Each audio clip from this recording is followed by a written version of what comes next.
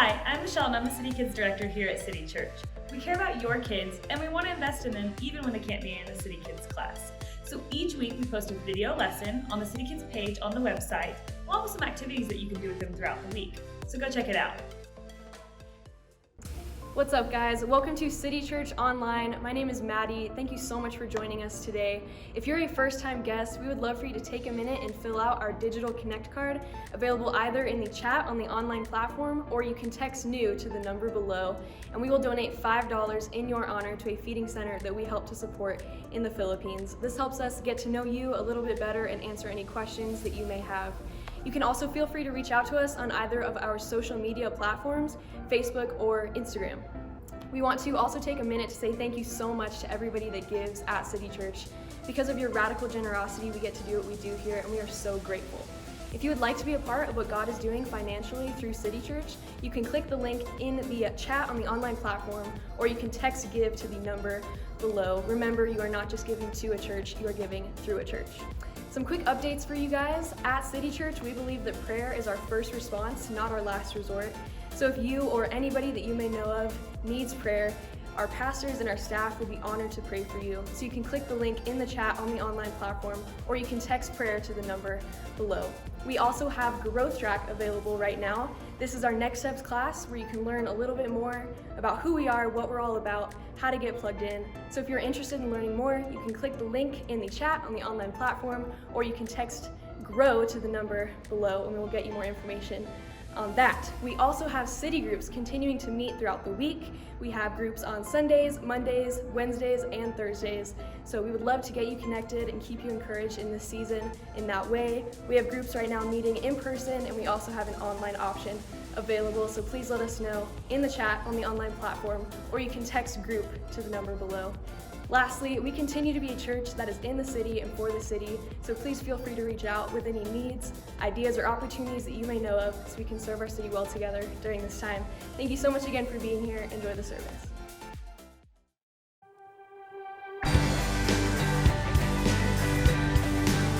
Hey, welcome to City Church. We're glad you're joining us. Come on, sing with us about God's love.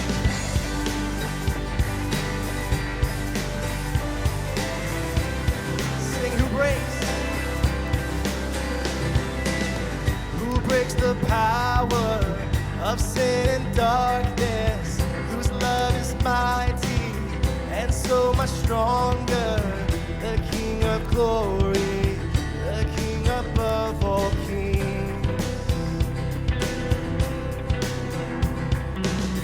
who shakes the whole earth with holy thunder and leaves us breathless in awe and wonder, the King of glory, the King above all kings. This is amazing grace. This is unfailing love, that you would take my place.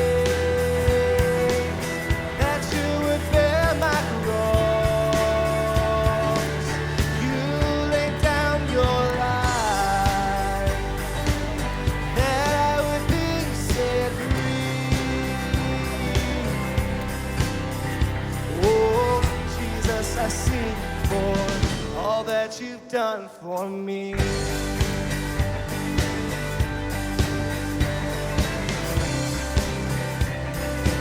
Come on, sing. Who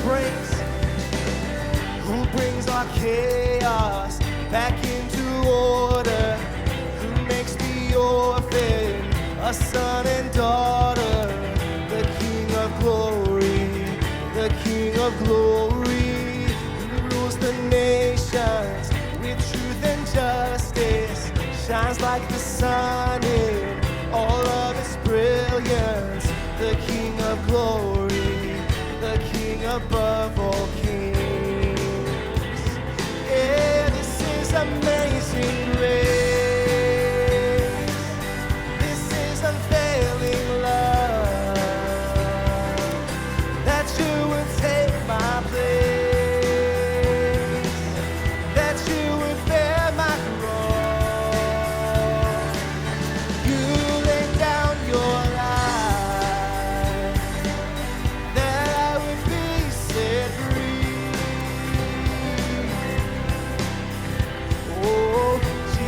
I sing for all that you've done for me.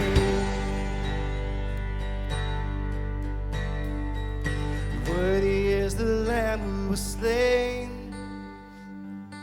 Worthy is the King who conquered the grave. Worthy is the Lamb who was slain. Worthy is the King who conquered the grave. Come on, we sing. Worthy is the Lamb who was slain. Worthy is the King who conquered the grave. Oh, worthy is the Lamb who was slain. Worthy, worthy, worthy. Oh, this is amazing grace. This is unfailing love. That you would take my place. That you would bear my cross. Oh, you laid down your life. That I would be set free. Oh, Jesus, I sing for all that you've done for me. Oh, all that you've done for me.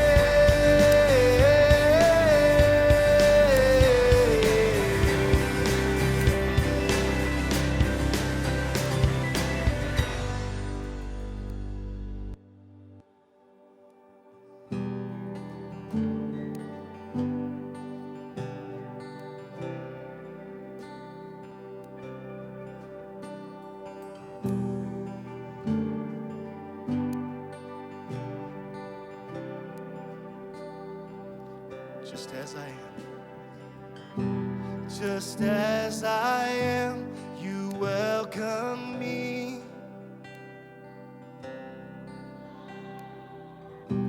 With open arms, how can this be?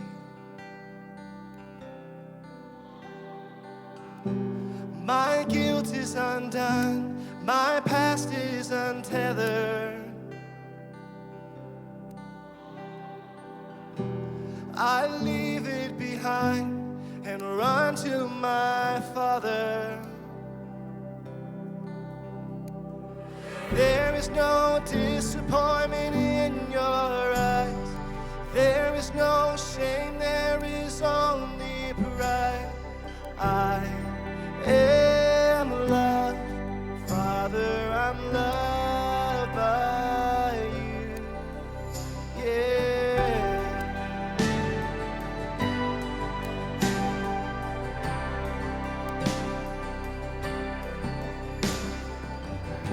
So unreserve your heart for me.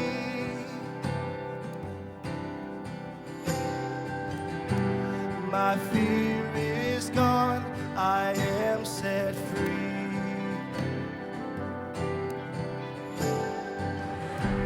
There's nothing to hide, there's nothing to measure. 'Cause I am your child, and that's all that matters. Yeah, there is no disappointment in your eyes. There is no shame, there is only pride. I am loved, Father, I'm loved by you. There is no distance in your embrace. Over and over again you say, I am loved, Father, I'm loved by you. Oh, I am loved, Father, I'm loved by you.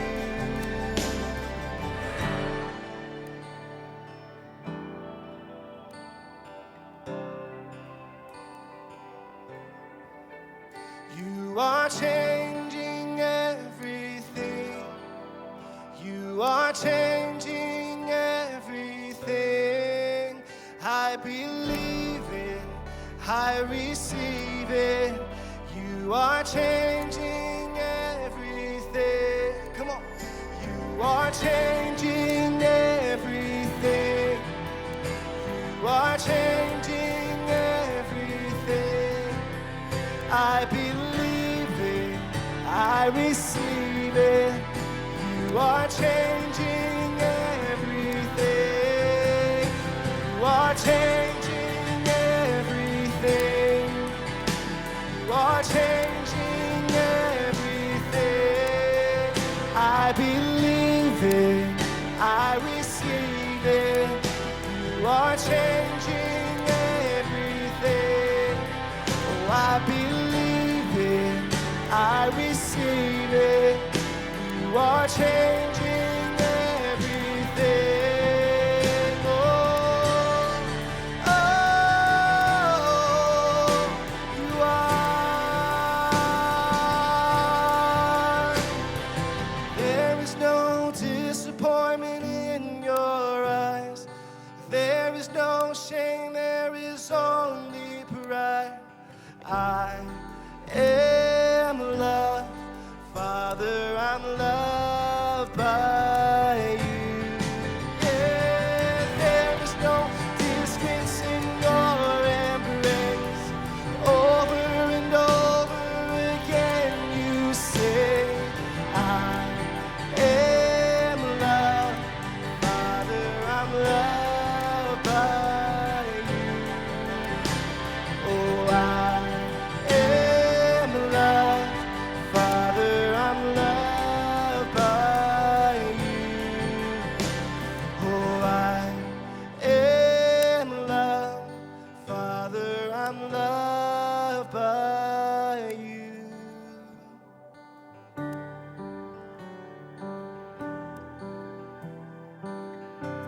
I'm loved by you.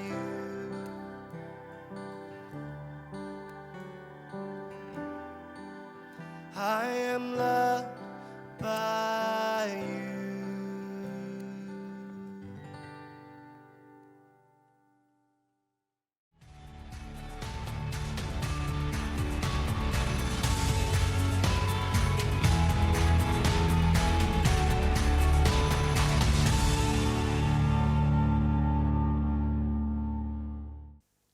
Hey guys, welcome to City Church Online. My name is Drake, and I'm so glad that you're tuning in with us, man. It's such a joy to get to do this every week and to tune in with you on our live stream. So let us know that you're there in the chat as you're tuning in, whether you're on Facebook Live or on our online streaming platform. Hey, why don't you let us know what's your favorite hobby, maybe specifically in the summer. Let us know in the chat, what's your favorite hobby? And as you're interacting there, we want you to know that we're glad that you're here. We love to hear from you, and we are here for you. And so any way that we can serve you, use those buttons that are popping up, use that digital connection card, text the numbers on the screen, whatever format is helpful for you. We're trying to do everything we can to help you get connected and stay connected. And so a couple of things that I want to celebrate. You can stay up to date on all things City Church by checking out all of our social media platforms, Instagram, Facebook, and you can follow here on the handle. And all the updates, a lot of cool things come out on our Instagram on a weekly basis. Also some great stuff that comes out to keep you encouraged.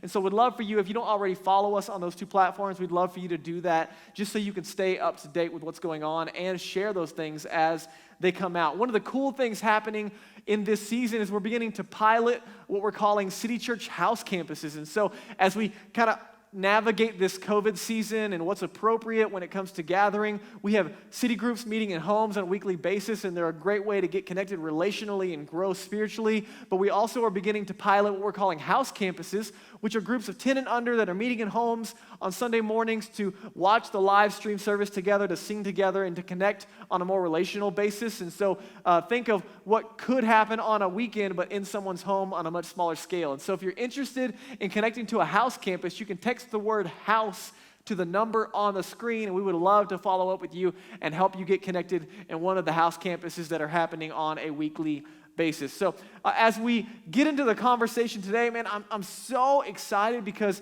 we've been in the book of Colossians, and it's been so good that last week I was supposed to cover 10 verses, and I only got through one, and it was awesome, and it was really, really helpful, and I introduced the concept of living in the messy middle. And so I introduced 4 thoughts, if you will, on living in the messy middle. And because of the time crunch that we were in, I was only able to give you one of those 4 thoughts. And so no worries, because we're going to finish the other 9 verses today. And I'm going to move a little quicker than I did last week to help us get through them. But man, they're going to be super, super helpful. So if you weren't tuned in last week, you can go back and check out the initial challenge, the setup, if you will, of what it means to live in the messy middle of loving our neighbors and loving God and kind of living in that tension, especially in light of recent events and everything going on in our nation. And as we just press in and operate this uncomfortable season, there's a messy middle I think we can learn to live in. And the big idea that we sat in last week was this, that suffering is complicated. Everybody say, suffering is complicated. Suffering is it's complicated. So we talked about this tension in this season. There's a lot of suffering happening both on individual levels and as a nation. There's isolation and there's anxiety and there's depression and there's racial tension and there's economic tension. There's just a lot of things going on right in front of us. And on top of that, you might have a lot of personal things happening that are not on a news feed. And so this is a consistent reality that we walk through. And the question was, how do we walk through it together and grow from it rather than just try to get out of it? And so today we're going to continue to press into that. What I want to introduce is kind of this concept, if you will. I don't know about you, but for me, especially in this season, man, there's a consistent tension since COVID shut everything down and moved everything online. Like everything we do is online, right? So you got Zoom meetings and you've got digital services and you've got another Zoom meeting and you've got a lot of digital things happening and all of our social media is up. And so if you're like me, there's a lot of things that begin to take away your attention. And one of the challenges is I find that I'm consistently having a hard time giving the best of my attention and my energy and the best of myself to the things that matter most.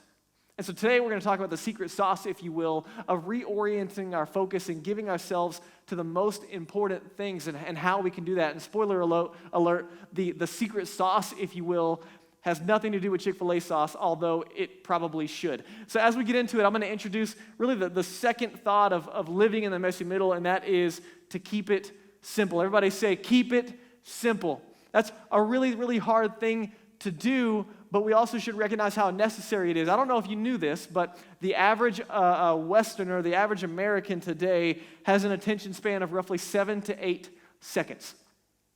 Some of you said, huh? Because you weren't paying attention, okay? So bring it back in. The average American has an attention span of roughly 7 to 8 seconds. Now, the reason that stat is so staggering is because a goldfish has an attention span of 9 seconds. Friends, we are losing to goldfish, okay? And it's only getting worse. And so even right now, right? I mean, you're tuning in on Church Online, and you're in a Zoom meeting, and you're scrolling Facebook, or you're on Instagram, or you're shopping on Amazon, right? Like, man, we are so distracted. And so we're going to focus on keeping it simple today. And so let's just pick up where we left off in verse 25, and we'll kind of get the context as we go into it. And so Paul is writing to this new baby church, and in verse 25 of chapter 1, he just said right before this, what we looked at last week, he said, hey, I'm in prison and I'm suffering for you as a representative of Jesus, as someone who's helping lead the early church. He's in prison for his faith. He's in prison as a follower of Jesus.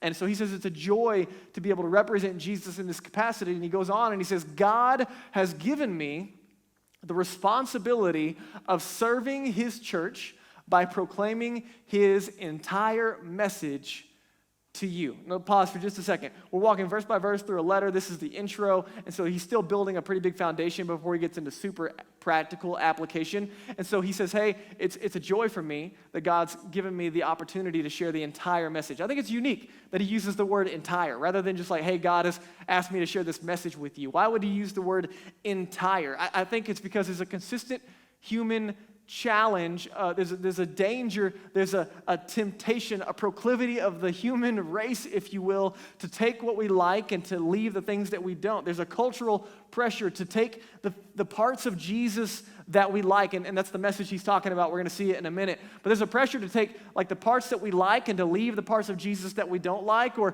to avoid or to dismiss the parts of Jesus that we don't like. And it doesn't take long. You might say, well, that's not me, and you might be tuning in, you're not a follower of Jesus, and you're like, I don't even know if this matters for me. Well, just think about it for a minute, because even if you're not a follower of Jesus, you've seen someone do this, and it be a really, really bad thing, and it really hurt a lot of people, where someone takes a part of Jesus and they claim to represent Jesus or represent God or speak for God or represent the Bible, and they do it to hurt people. It's how people justified slavery in a season using the Bible. I mean, we do it to justify all kinds of actions, and you see people take and leave certain parts, what we like and what we don't like, to validate our actions. It's a consistent problem. And so Paul's going to say, hey, I'm giving you the entire message. Why? Because the message of Jesus is really, really simple, but you still got to take all of it or none of it. And so I don't know where you're tuning in on your spiritual journey. Maybe you're a follower of Jesus.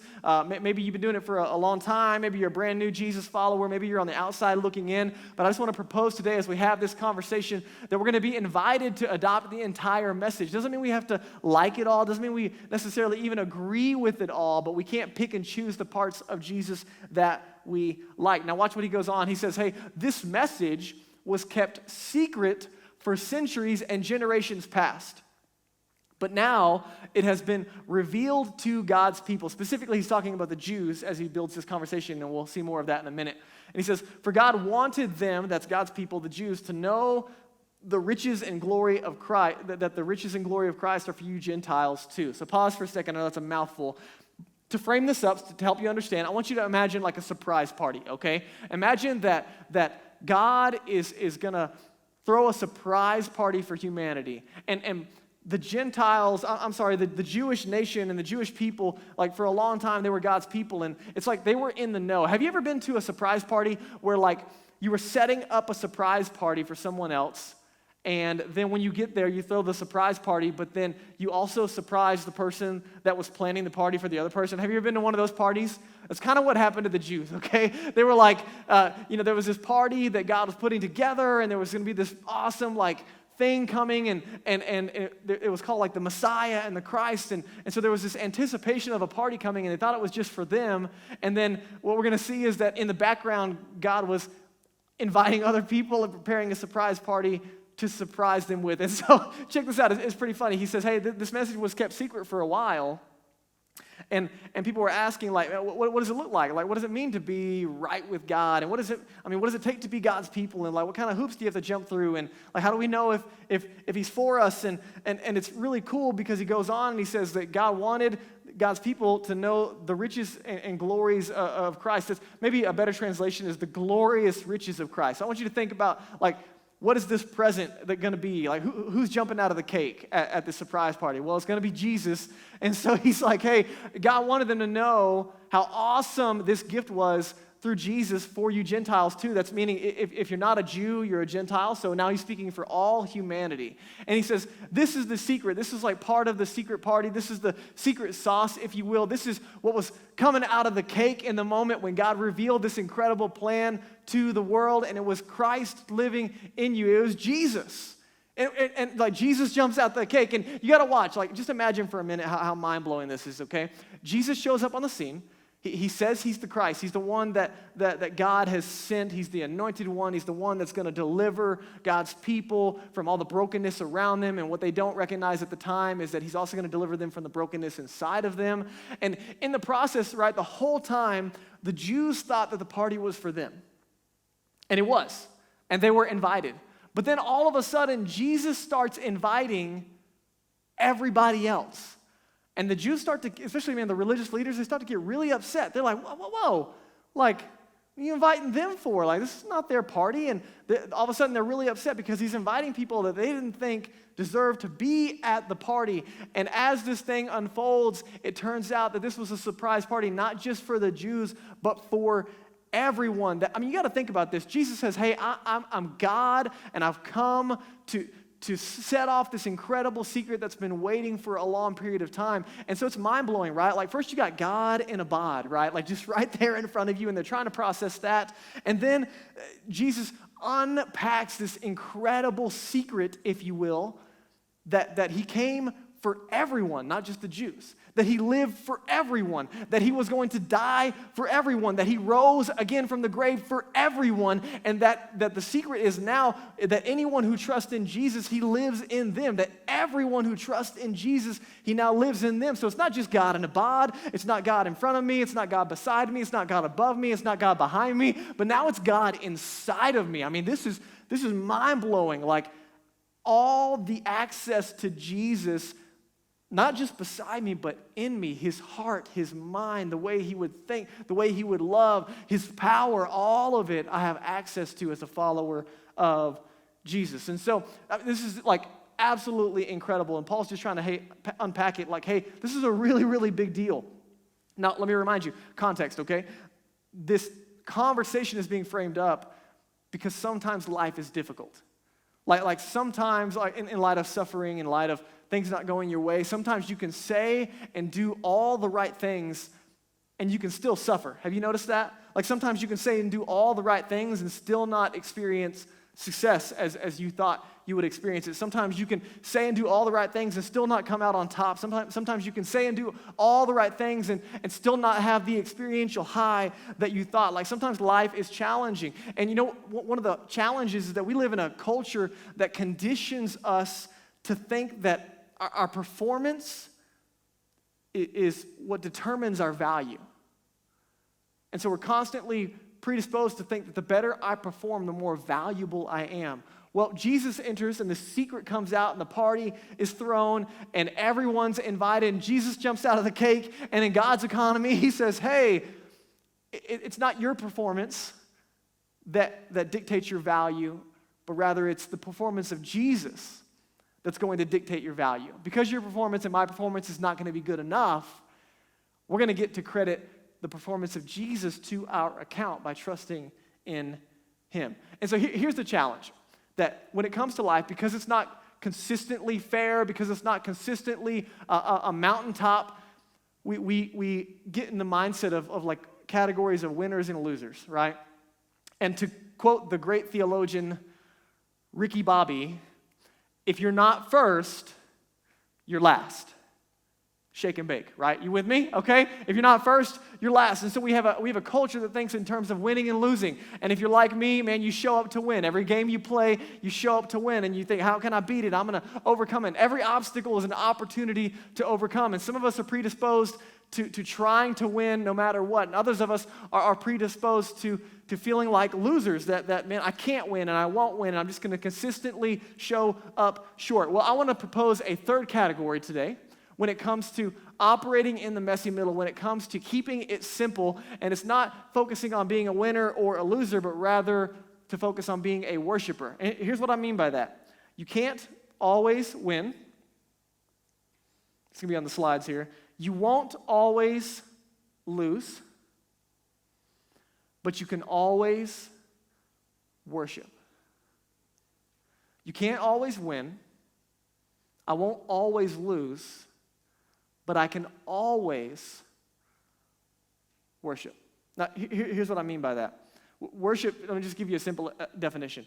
Worship is elevating someone or something to do for me what I can't do for myself.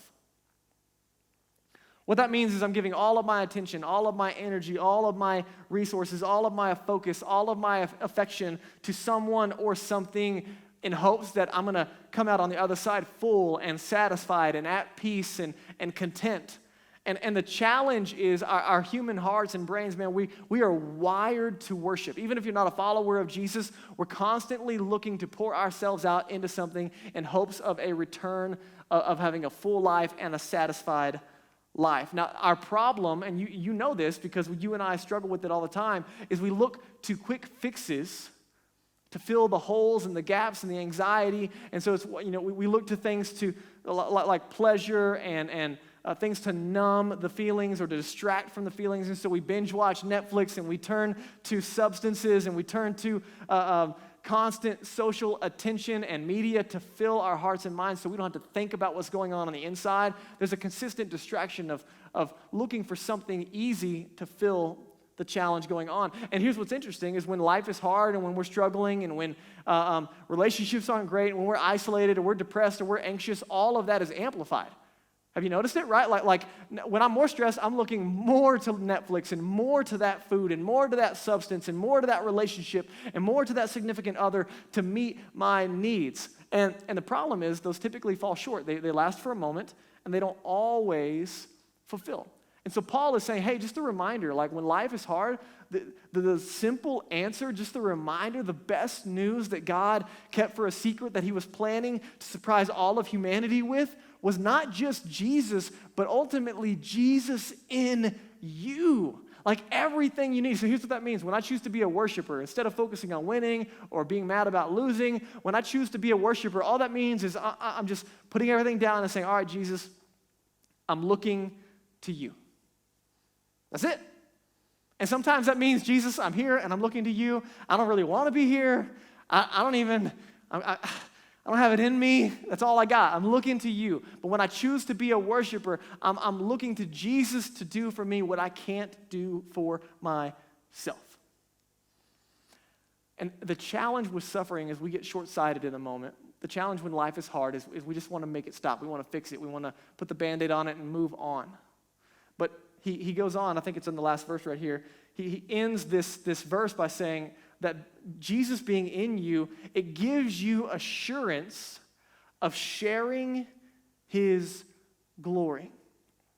It gives you assurance or hope, if you will, of sharing in his glory. What he's talking about is the aftermath, like after this life. Like when Jesus died, he didn't stay dead, but he rose from the grave. And so when you put your faith in Jesus and he takes up residence in you, you're not only a follower of Jesus, but you're given a hope after the fact that the same way that Jesus rose from the dead, that life is now in you. And so you don't fear death, but rather, there's life after this life. And here's the deal. I was talking to my friend Bella the other day, and listen, amazing, amazing lady. She's a part of our team. Love her. And I found out the other day on Instagram that she ran 68 miles in one day.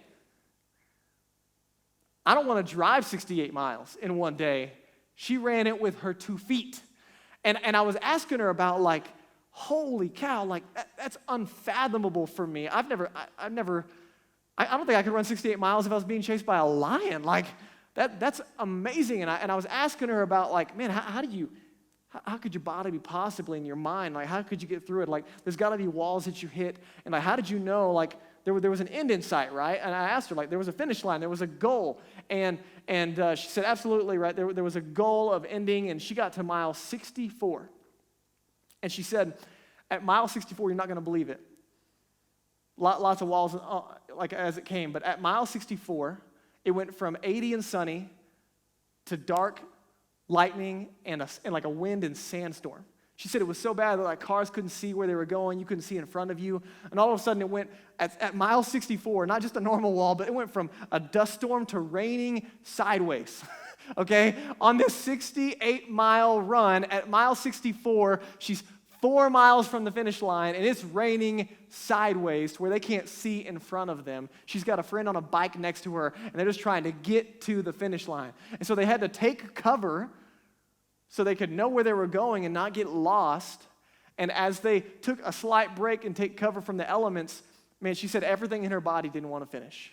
Because she was so done. She was hungry, exhausted, and tired, and hurt her knee, and there's all kinds of things going on. And I was like, oh, this is amazing. I said, what made you keep going? She's like, my friends reminded me that there was a finish line. My friends reminded me that there was somewhere that we were going. Like we didn't start out to run 64 miles. We started out to beat this thing, to complete the entire race. And so she said that she got back out there after the weather cleared up a little bit and crushed those last 4 miles and just mind-blowing that she was able to finish. And I was like, wow, that's so cool. That's exactly what Paul is talking about. that our capacity to love others, our capacity to keep living, our capacity to keep giving, our capacity to keep serving, our capacity to keep showing up when it's difficult, our capacity to live in the messy middle and love and live like Jesus is because there's a finish line. That man, it might be raining sideways in the moment at times, but there's something on the other side that lets me know that I can keep going right now because there's something I'm looking forward to. Does that make sense? And so the incredible invitation, this simplicity is, hey, the secret sauce is just Jesus in you. Like, it's not as secret as maybe you thought. Now, watch what happens.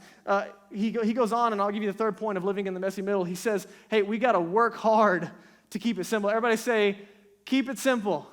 Keep it simple. So, ironically, we have to work hard to keep it simple. Isn't that funny? Like, we have to work hard to keep it simple, but it's so consistent and true for you and I. So watch what he says in verse 28 and 29. He goes on and he says, so the byproduct, like we have this incredible secret gift inside of us and this hope in front of us that lets us keep living for Jesus and loving like Jesus and serving like Jesus and spending time with Jesus. We have that in us. And he says, so we tell others about Jesus, warning everyone and teaching everyone with all the wisdom that God has given us. And we want to present them to God perfect, or that word could be translated mature, in their relationship to Jesus. That's why I work and struggle so hard. This is Paul writing to this church. It's why I work and struggle so hard, depending on Christ's mighty power that works within me. He said, man, I work so hard to keep it simple. He said, man, this incredible gift that we have, that God unpacked in a surprise party when Jesus showed up on the planet, this incredible gift of Jesus living in us, man, we got to keep it focused and simple, that's all that we need. Paul's point is, listen, Jesus is all you need.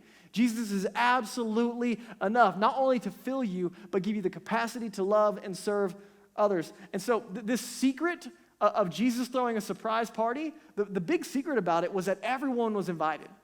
That's like the crazy good news. And listen, if you're a follower of Jesus and you've already received your invitation, if you've already RSVP'd, if you will, then man, you got to share it because it's not just a party for you, right? Like he's saying, hey, we got to tell others about this incredible party that you've been invited to. And I think what happens sometimes is we look at Paul and we look at other people who represent Jesus in our spheres of influence, and we're like, oh man, they're a super Christian, and I there's no way I could share the love of Jesus and represent, and I just can't do it. Let me just encourage you. Listen, Paul's not a super Christian.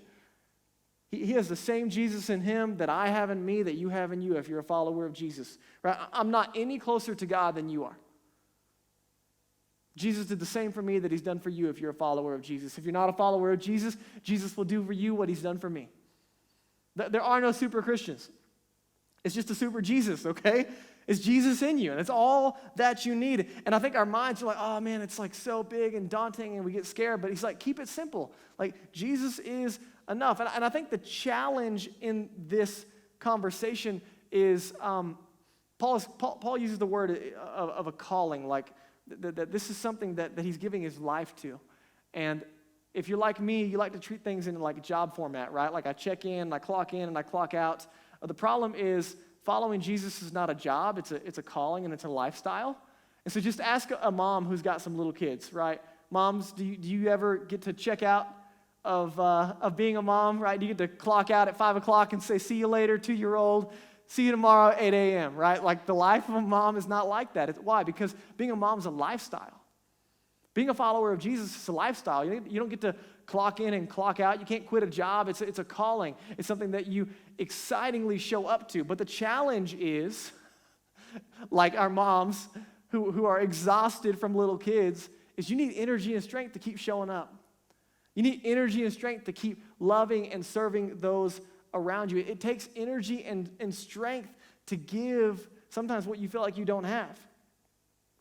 And so Paul is having the conversation of, man, we're working hard to help others grow and mature in their relationship with Jesus. But you and I, man, we know this, even though we don't always operate out of it. We can't give what we don't have. Are you with me? And so Paul is reminding us that we have this relationship with Jesus that fills us up and overflows into our relationships around us. And so just to remind you, just so that we're on the same page, here at City Church, if you're a part of this family, I just want to bring us back to the DNA of who we are.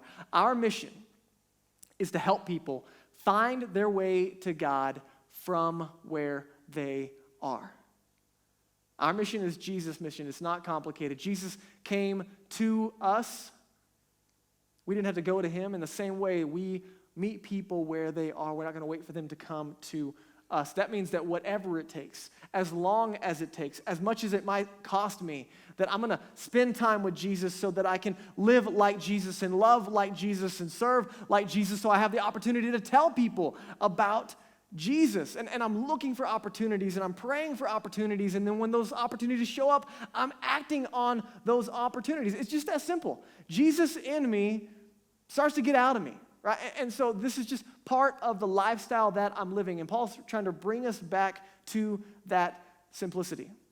And the challenge, guys, is that we get intimidated and distracted from giving ourselves to the best things in front of us. And Jesus pointed it out. He said, listen, the only things that you guys need to focus on are loving God and loving people.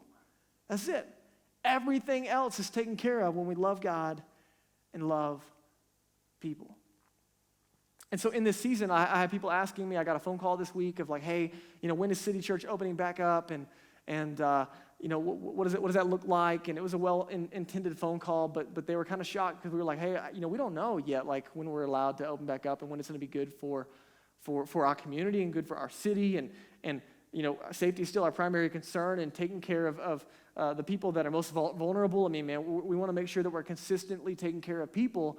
And they were like, wow, really? Like these other churches already opened up, they didn't represent our culture, and so I understand the questions, but I just want to bring you back to like the conversation in front of us, that we're married to our mission, not our model. Jesus didn't just call us to start a church. He definitely didn't just call us to start a weekend service, but he called us to reach a city.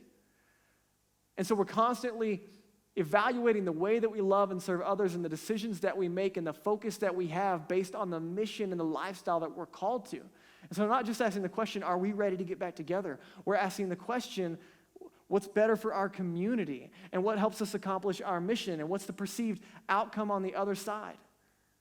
Like, does it look like, we're ready to get together because we just care about ourselves and we have a budget to meet?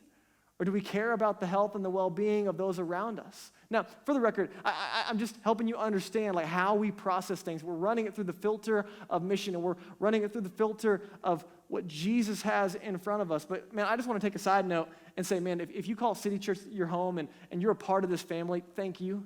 Like, oh my goodness, thank you. Paul's saying he works so hard to help these people grow in their relationship with Jesus. And I want you to know, myself and our team, man, we work hard to help you grow, and we are so committed to you, but I want you to know you make it so easy. Man, we love serving you. We love leading you. We love being a part of this family. Why? Because you're selfless, and you get it, and you care, and you're willing to sacrifice your own comfort for the greater care of our community. You patiently allow myself and the other leaders on this team to process and navigate a season that, for the record, no one else in the history of humanity has ever had to do, right? So you're crazy gracious as we walk through these things, and you're kind, and you're understanding, and man, we just want to say thank you for that. Thank you for that. Can you put your hands together on a little chat? Thank you, man. You guys are a pleasure to serve and lead. Now, here's what I want to help us wrap up with and really land on is you know what's amazing is even while we're disconnected, I want you to know my heart longs to see you face to face, to check in on your soul and to know how you're doing. But here's what's amazing. Because of Jesus in you, and here's the simple part that Paul is pointing out, in this season, you can stay connected online. You can engage in a city group and continue to have relationships there, and you can continue to live on mission where you are. Right? We're no less the church when we're scattered as when we're gathered. We're the church no matter where we are.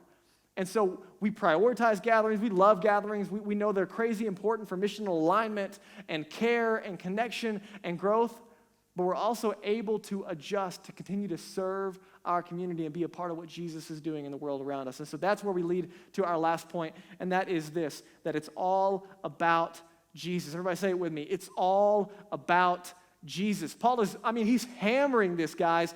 Keep it simple.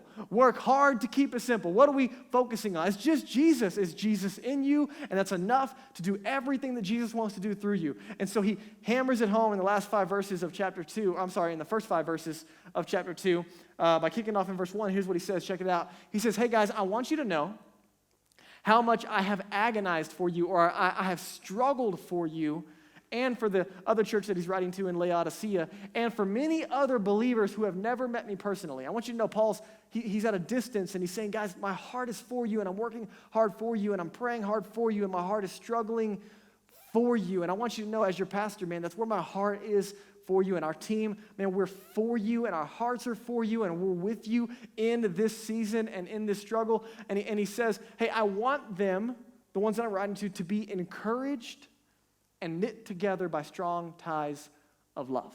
Let me ask you a question. Where does that come from? What does it take to be encouraged and knit together by strong ties of love? The only way that you're going to be encouraged and your hearts are going to be knit together is when you live life together. And so I'm begging you, listen to me. I am begging you to stay plugged into a city group if you're already in one and prioritize that community.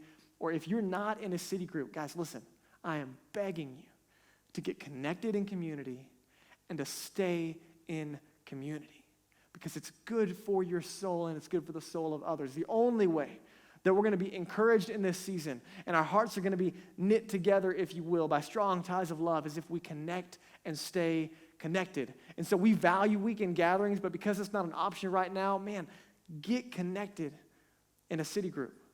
They meet throughout the week, and they're to serve you. And he goes on and he says, I want them to have complete confidence that they understand God's mysterious plan, which is Jesus in them, right? That we already talked about that. He says, I want them to have confidence that they get this, like the simplicity of everything they need, and Jesus is already in them, which is Christ himself. In him, this is amazing, in Jesus lie hidden all the treasures of wisdom and knowledge. Check it out. Think of like a mining metaphor, okay? I doubt you've mined. I've never mined, to be honest with you, but I've seen people mine on a movie, right? And so imagine like mining for gold. And you know how like the deeper you dig and you find a vein of gold, and like the more you unearth and the more you unearth, the more those riches start to come out if you really started to tap into a vein that was full of wealth. In the same way, he's saying, listen, man, I want them to press into Jesus because he's in them, and in him lie hidden, meaning there's more to unearth, there's more to dig out, all the treasures of wisdom and knowledge. Everything you need is in Jesus. And he said, you just got to dig for it. And here's the beauty, like, get this. He said, I spend time with Jesus and I'm digging more of that out. And the more I spend time with Jesus, you know what happens? The more I love Jesus. You know why? Because the more time I spend with Jesus and the more I dig, the more I realize how much he loves me. And the more I dig and the more time I spend with Jesus, the more I begin to love what he loves. And so then the more I dig into loving what he loves and I start spending time with people, you know what? I begin to learn more about God as I'm loving and serving people over here. And the more I dig, you know what it brings up? Loving God and loving people and loving God and loving people. And every layer that I'm digging up, it's a new layer of loving God and a new layer of loving people. And it's the same simple message over and over again, and they're inexhaustible. That's the invitation. And that's what Jesus is wanting to do in and through you and I. And he goes on. Let me show you this last little bit.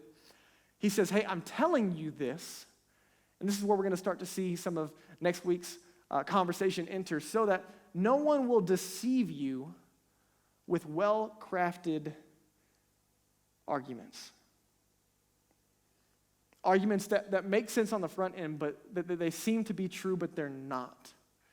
He says, I'm telling you this, I want you to stay with Jesus because, listen, there's currents that come in life. Like just imagine you're in a river and there's a strong current that comes and it pushes you in a direction you don't want to go. He's saying, man, there's this current that we're living life with Jesus in, and every now and then a strong current comes your way that's going to try to push you away or pull you away from Jesus and the life of Jesus. And he's saying, hey, I'm reminding you Right there, there's one vein. It's all about Jesus. It's only Jesus. It's always going to be Jesus. And him living in you is absolutely enough.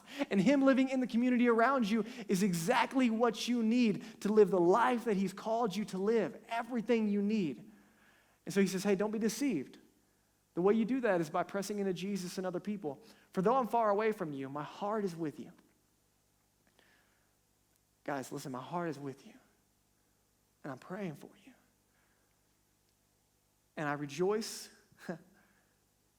that you are living as you should and that your faith in Christ is strong. Can I just say how grateful I am for you? That with confidence, I hear incredible stories of the family at City Church living on mission and loving and serving well and giving sacrificially and making a difference in the world around them. You're a joy to lead. You're a joy to lead, so thank you. So here's the question. How do we continue to mature and grow? How do we stay focused? How do we keep it simple? I'm going to give you 3 questions to reflect on. Or rather, 3 action steps, and I'll ask the questions. The first one is listen to God's voice. Like if I'm going to continue to grow and press into Jesus in me, working through me, man, I got to listen to God's voice. And in an age of distraction and when lots of things are happening, sometimes my ears get deaf to God's voice because of the amount of distraction and noise around me. So I got to prioritize my God time, and I got to press in, and I got to ask my question, like, how's my learning going? How's my relationship with Jesus going, and am I listening? The second thing, if I want to grow, is that I got to pray for discernment.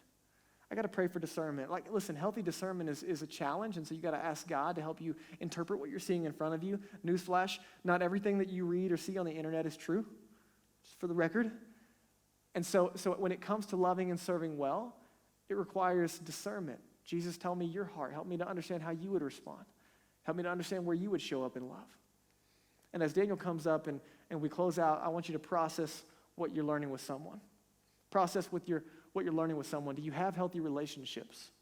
Right? Like, who are you processing and learning what God is doing in your life with? Like, who are you with? Who's keeping you accountable? Who's checking on your soul? And you can't do this together. You can't grow alone. You can't mature alone. You got to have other people in the game with you. So Jesus in you is enough.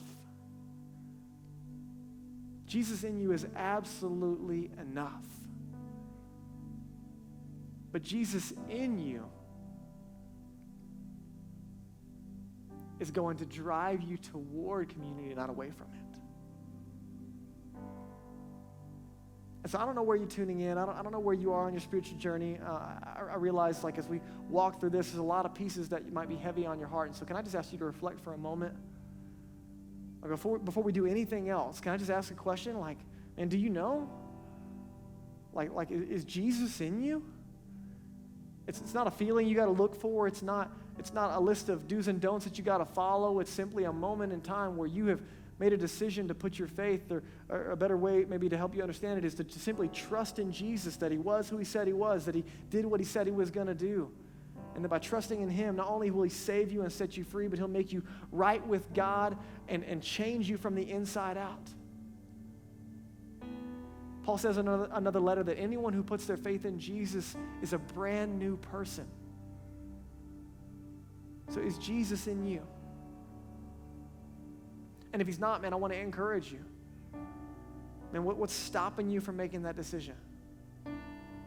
The best decision I ever made was at 15 when I gave my life to Jesus. I didn't know Jesus. I wasn't looking for Jesus. But man, he was looking for me. And he's looking for you. And you're invited. You're invited into God's family. You're invited into this family. And maybe you're a follower of Jesus and you're tuning in and you've been wrestling through the age of distraction and you've been wrestling through this difficult season, and maybe you've relationally distanced yourself. Maybe you've devalued community for a season. Can I encourage you to elevate the value of community in your life? Would you make it a purpose this week to get connected to a city group or to reconnect if you haven't been? Or maybe you're on the outside and you haven't connected to community. Man, would you use the connection card and text the word new to the number on the screen? And would you say, man, I want to get connected in community and stay connected? And wherever you are, we're here to serve you. We love you and want to walk with you in this season. If you made a decision to follow Jesus for the first time or you want to know more about what that means, you can also text the word follow to the same number on the screen. And I'm going to pray for us as we close out. God, thank you so much for the incredible surprise that was Jesus. Thank you for this incredible gift of not just Jesus in our place for our sins, but then Jesus in us. Man, will we keep it simple? Will we not let it be cliche, but will we press in and wake up every morning and say, all right, Jesus, I'm looking to you. I'm looking to you. Help me to learn. Help me to grow. Help me to listen. Help me to act. Help me to love. Help me to serve. I'm looking to you. And Jesus, would you use the community around us to help us grow and keep us accountable? Would you move us toward action? It's in Jesus' name. Amen. Thanks for tuning in, guys. Thank you so much for watching. We would love to connect with you and help you take next steps in whatever way is best. Just text that number on your screen and our team will be sure and follow up with you.